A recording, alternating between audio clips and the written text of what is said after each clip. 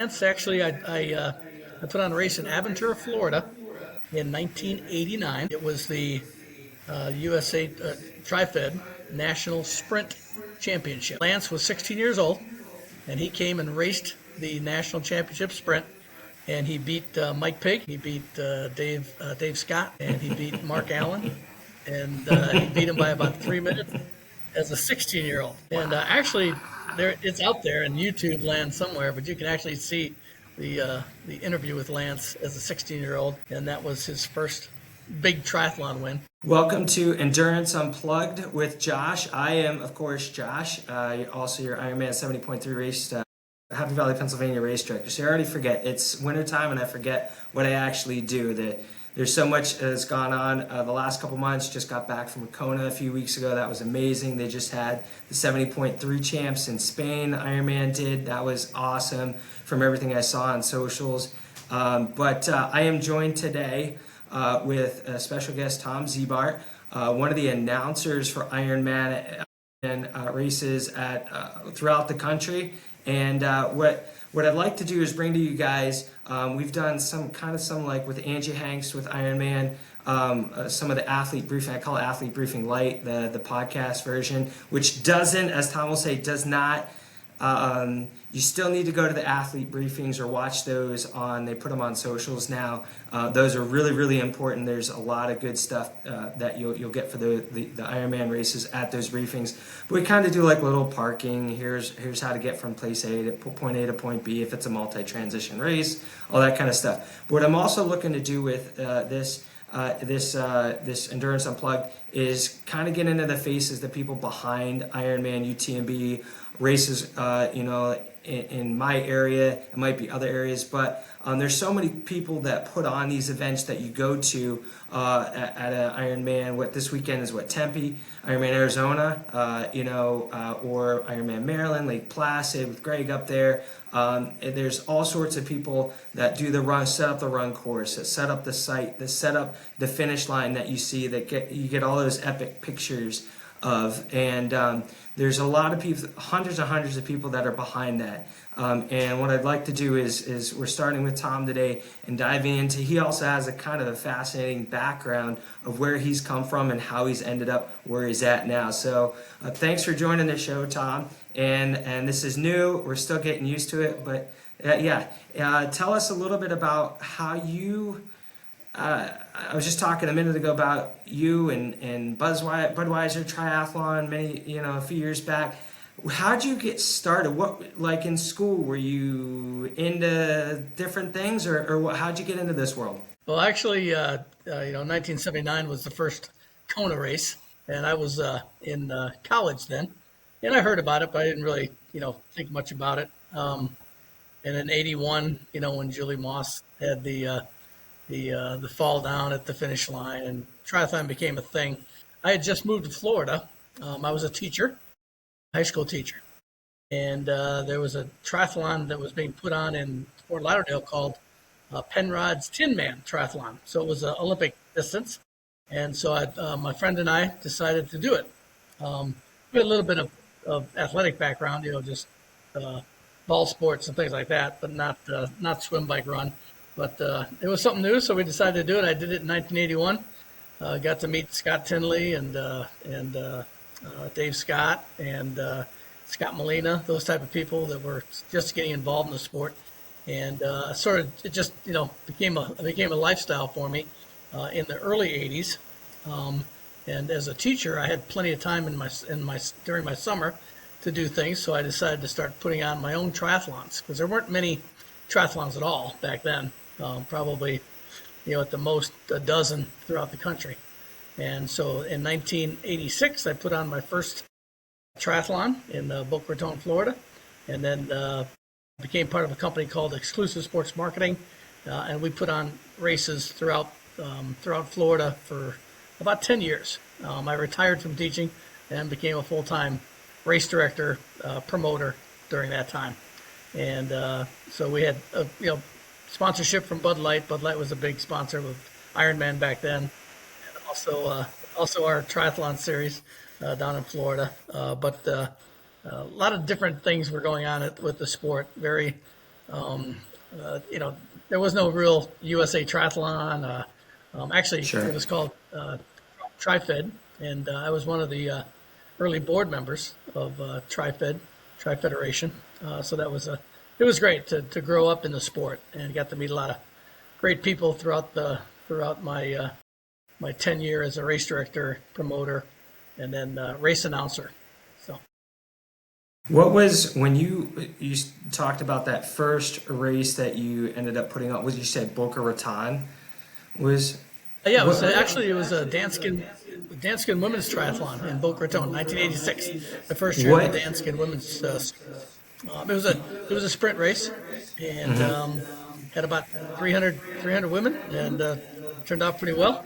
And so I just kept doing that. Retired from teaching in '87, and triathlon became my full time job as a race director, promoter, and then started various races throughout my triathlon history.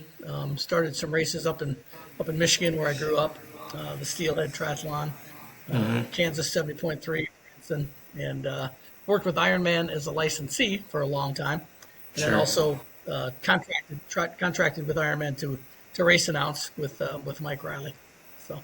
That's awesome. What was the when you first went to the community in Boca Raton to talk about this? It was triathlon was just emerging. You talk about when Ironman started in Hawaii and this new sport. What was the reception initially from people getting into the sport, but also to the community going, "Hey, I have this idea, this swim, bike, run." You kind of put it together, and what did they think about that? Well, a lot of the early races were very, very simple races. It wasn't like we were, shutting down a lot of roads, and they weren't big events. I mean, if you had 300 people, that was a big event, you know, and the traffic wasn't near what it was, now in most places.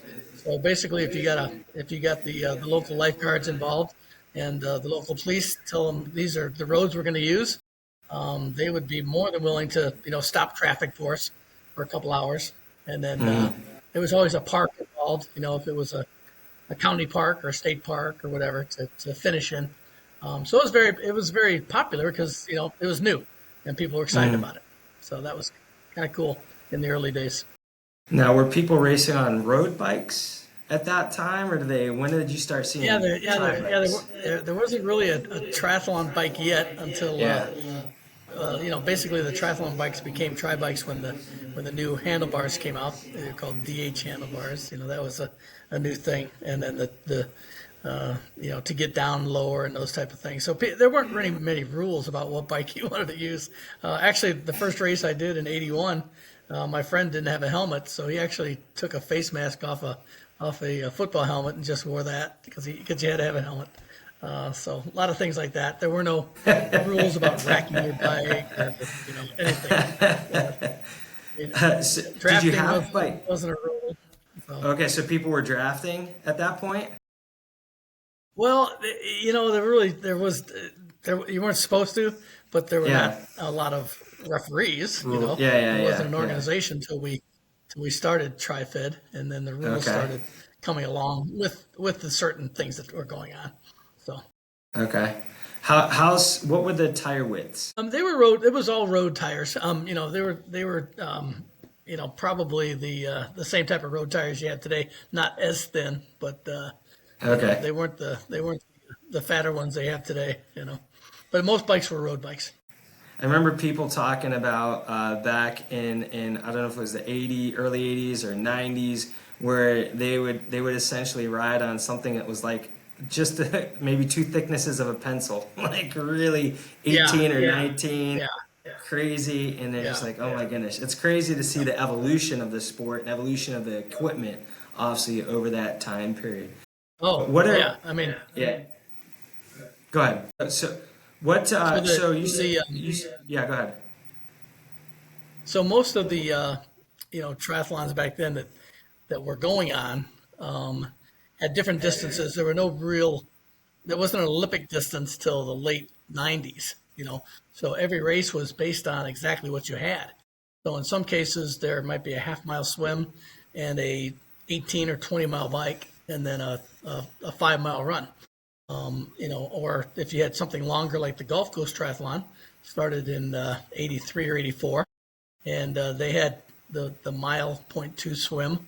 It actually might have been a mile then, and then they had about a 50-mile bike ride, and then they wanted to do a 13 a half marathon run. So that was their distance, but there was no standard distances back then. You just went with what you had. Okay. A good example is the Muncie Endurathon, which is the oldest long distance race in the United States. 47 years next year. Okay. The Muncie Endurathon was always a mile swim, and then it was like a 45-mile bike, because that's what they had, and then they ran 10 miles. And around the lake, it was actually 9.5 miles, because that's what it was around the lake. So you said that, like that the Olympic distance kind of came about in the 90s. Now the Hawaii one started out, was that 2.4112 marathon?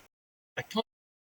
Kona, the Ironman, was always the 2.4, which was the Waikiki swim that they had in Waikiki. It was Waikiki rough water swim was 2.4, so they took that. And then 112 miles was actually the length of the road that went around Oahu, because it was in Oahu the first 3 years. And then the marathon, they took the marathon from the Honolulu Marathon. So that's where those distances came from. And then the Olympic distance actually was started by a group called Cat Sports.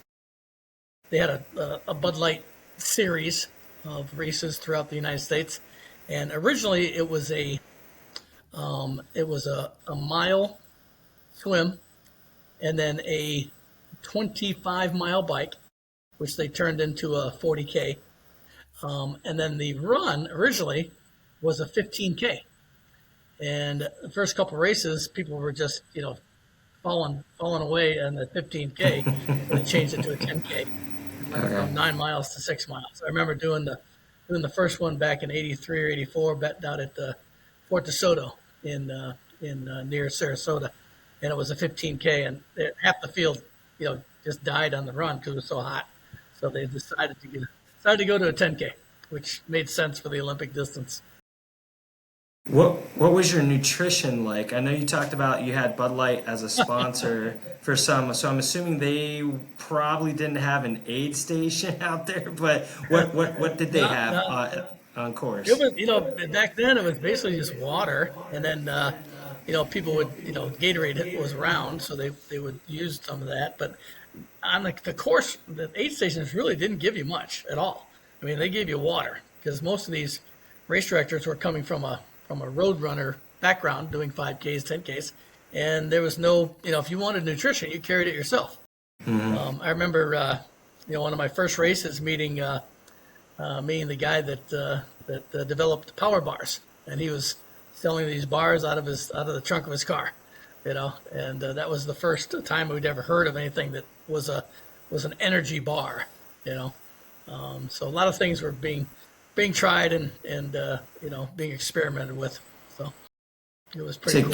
Gatorade was in the 70s? I mean, I remember the commercial. Gatorade was actually invented late 70s in Gainesville. It was part of Florida, University of Florida. One of the doctors or the people, wanted to give them some electrolytes, and I believe the first time they used it at halftime, but in a Florida, maybe it was a Florida-Alabama game, and the Florida team ended up winning, so they thought maybe that was the reason. Boom. Yeah. Gatorade. And then they sold it to what was it, Stokey Van Camp, the baked bean company was the first one that had it. I don't know if you remember. I don't know if you're old enough to remember, Josh, but the old glass bottle of Gatorade and the Stokey Van Camp bottle. No. But Gatorade was a major. Okay. They were a major sponsor of all triathlons back in the early 90s. So Bud Light was the title sponsor of Ironman in the late 80s. So when Dave Scott was winning, Bud Light was the sponsor, and then in the 90s when Mark Allen was winning, it was Gatorade. And so Paula Newby Frazier, Mark Allen. When they came across the line, it was Gatorade as the title sponsor in the early So, '90s. so when it was Bud Light, did they have like post race? You know, you may not have gotten it during the race, but maybe there was something afterwards, or how that did they have Oh anything like yeah. that? Bud Light, Yeah. Bud Light has just come out. I mean, if you, I don't know, again, if you remember way back in Yeah. the late '70s, but Miller Lite was the first light beer, Okay. and Miller Lite was huge, and so Bud Light Okay. needed to break into that. So they came up with Bud Light, and they wanted to sponsor athletic activities, and triathlon was one of their big sponsors. And it's kind of funny, but Coors Light, Coors had to come out with a light beer, and they actually sponsored duathlons in the Oh, first couple of years. It was actually okay. a Coors Light duathlon series way back in the day. That didn't last long. So When did the duathlon? When did that come about? Was that after the Ironman? yeah, it was middle '90s. Middle '90s. Okay. There was a huge race in Zofingen that was a sort of like the Kona of duathlon. It was called Powerman. I don't know if you remember that either. But Zofingen, Switzerland, was the a place for that. Uh, Whoever, I'm not sure the man who owned it, but he brought a bunch of us race directors over there and said, "I want to do a duathlon series like like Bud Light, the Bud Light Tri Series." So a lot of us put on the Powermans back in the mid '90s. Okay. So Now, with you talked a moment ago, and if you're just joining us, this is Endurance Unplugged with Josh, and I've got special guest Tom Ziebart that goes back to knows a lot of the history way back with the triathlon world when it was Bud Light was a sponsor with it all the way through announcing here at Ironman events. And had announced along with Mark Riley a few years ago. And so you mentioned a few moments ago about power bars and that kind of coming into the racing world. How did you were part of that, or how did that all happen? no, there was a guy that started power bars was a triathlete, and he would come to events with with some of the bars that he had made in his kitchen, and would hand them out and let us test them. Actually, I'm not sure if he was from Florida or somewhere close, but he ended up starting the market basically for energy bars with the power bar, and ended up selling to Nestle's, and now it's a whole Oh my goodness, a yeah, whole yep all sorts of stuff. every convenience store you go into, it's a whole aisle of power bars, Yes. energy bars. So, So and the same you, thing with electrolyte. Gatorade was one electrolyte.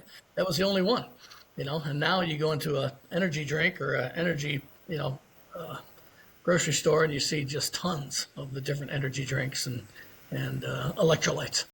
yeah. Now, a moment ago, you touched on the duathlon in, you said Switzerland? What, Switzerland, right? What were, Zoppingen. Yep.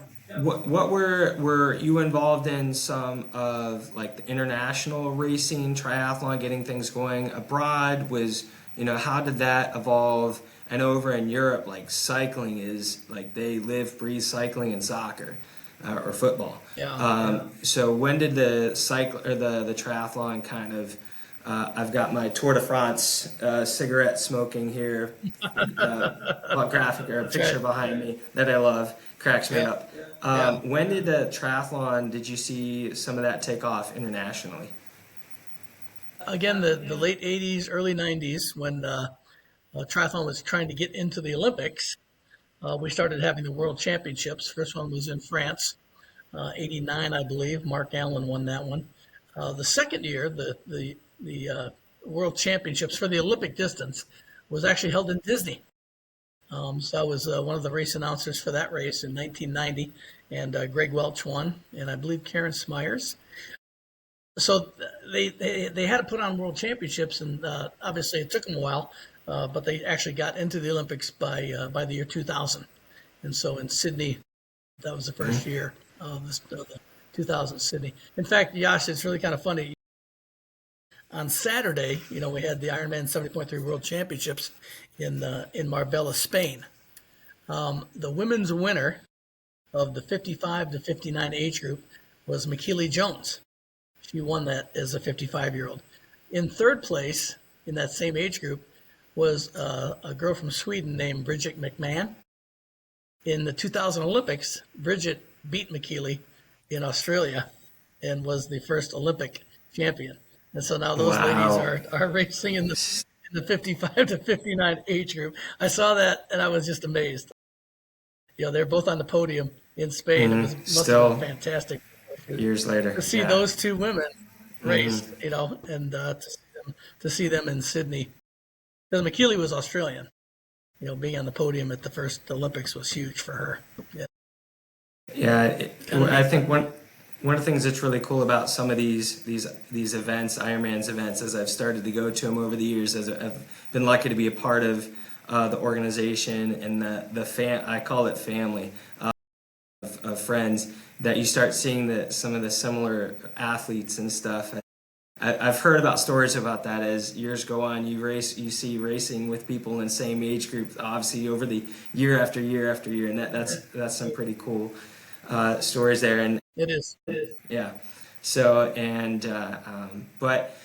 what are in the 90s you saw some of the evolution of Power Bar and Gatorade and energy drinks. What are some things that when you started to get into the 2000s and stuff, what other things did you start to see? The evolution of the bicycles and things like that. Yeah, I mean, the equipment has always been, very important in triathlon.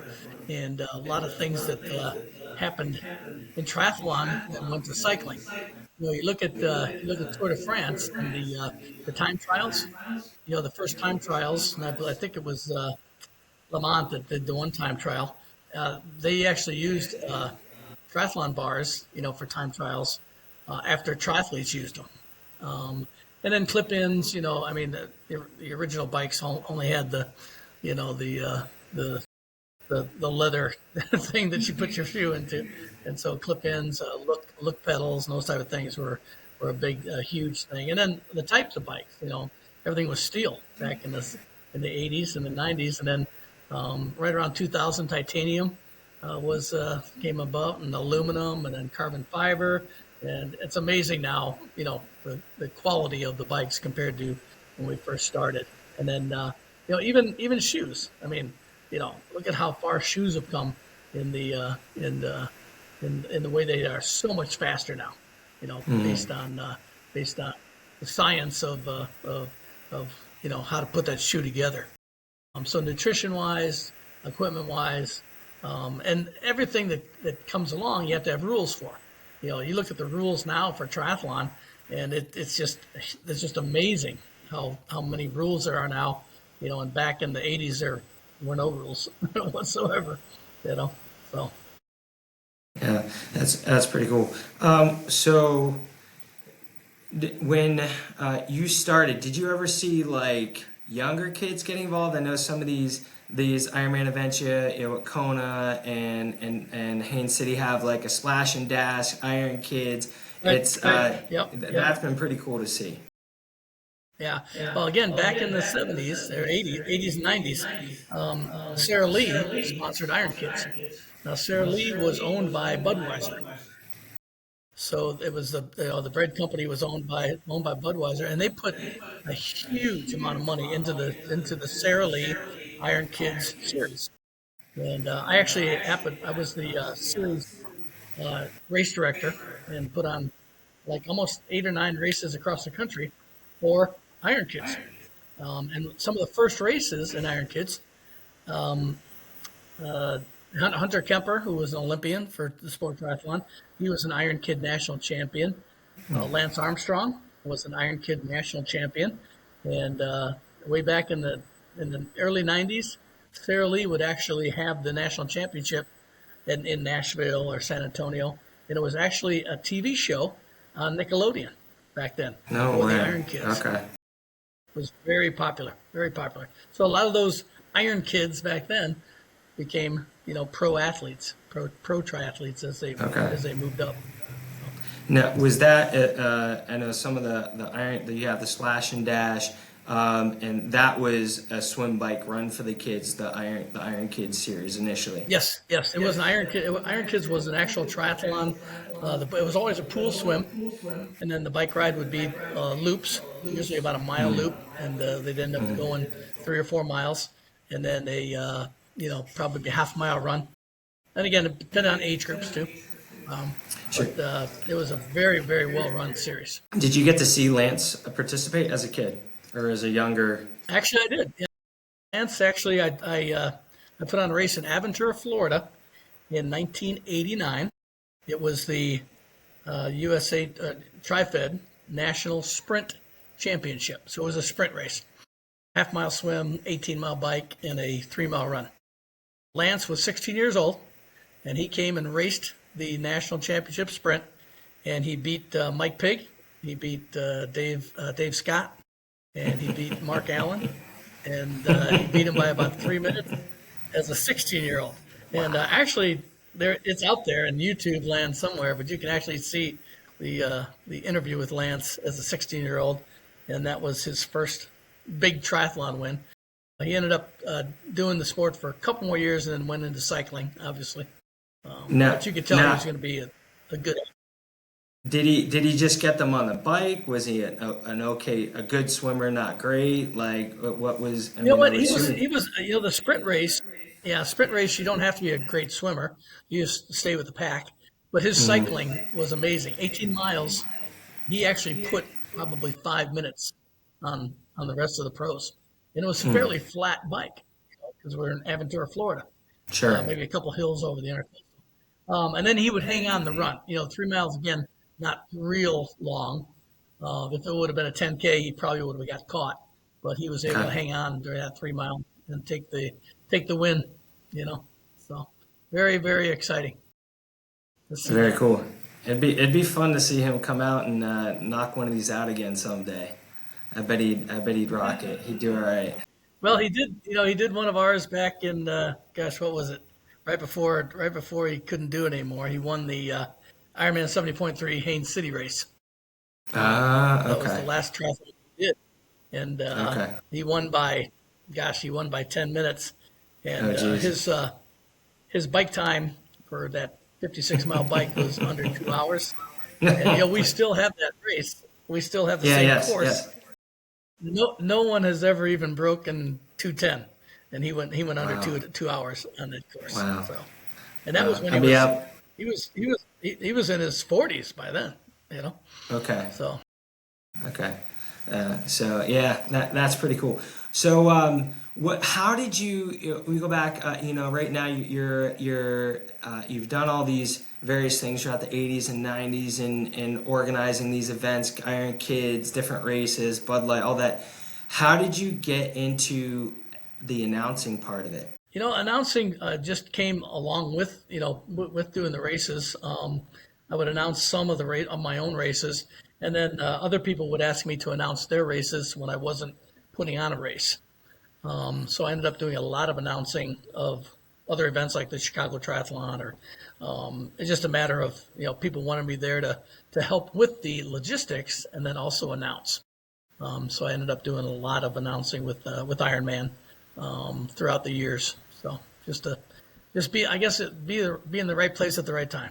Josh, sure, that's the important thing, and just be willing to travel and go to the places. How do you keep your voice, over that long period of time during the Ironman? How do you keep your voice? I know you guys take some breaks. Lozenges? Is it like a Starbucks? Like, what do you do? Yeah, lozenges help a lot. And nowadays, it's a lot easier because we have such great announcers. And like last week in Panama City Beach, Tony Lugo was with us and Dave Ragsdale. Love that guy. He's great. Yeah. Yeah, so the three of us, just had a good time. This weekend in Tempe, it'll be myself.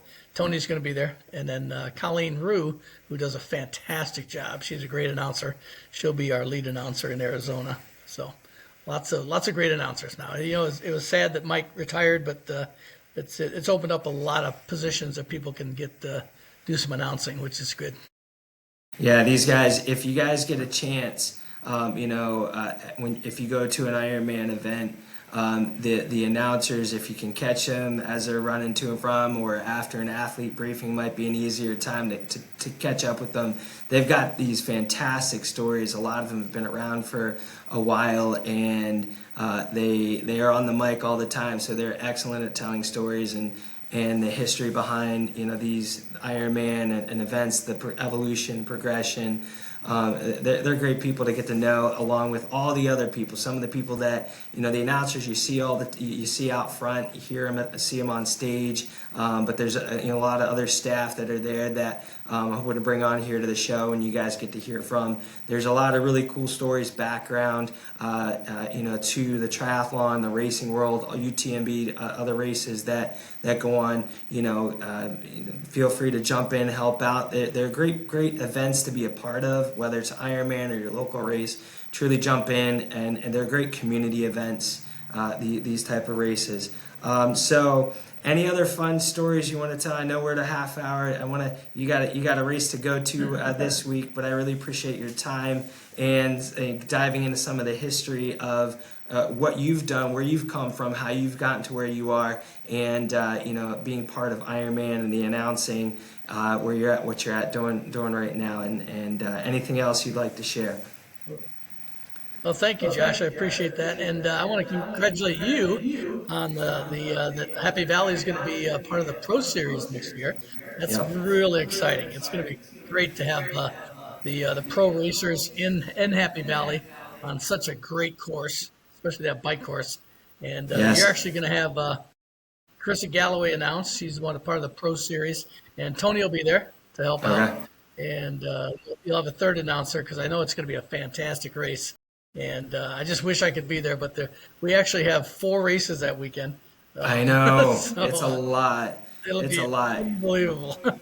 I mean, I'll actually be in Boulder the day before. Okay, You know. wherever you're at, there's going to be an Ironman race, probably not too far away. Go check it out. Be a part of it. If you're like, hey, I don't have too much time to train for something like that, be a part of a relay. Is so much fun. I actually really enjoy relay events, the camaraderie, the friendships. That's so much fun being part of a relay. You just get to train for one, and then you get to cheer on your teammate, yell at your teammate for being slow at the next event.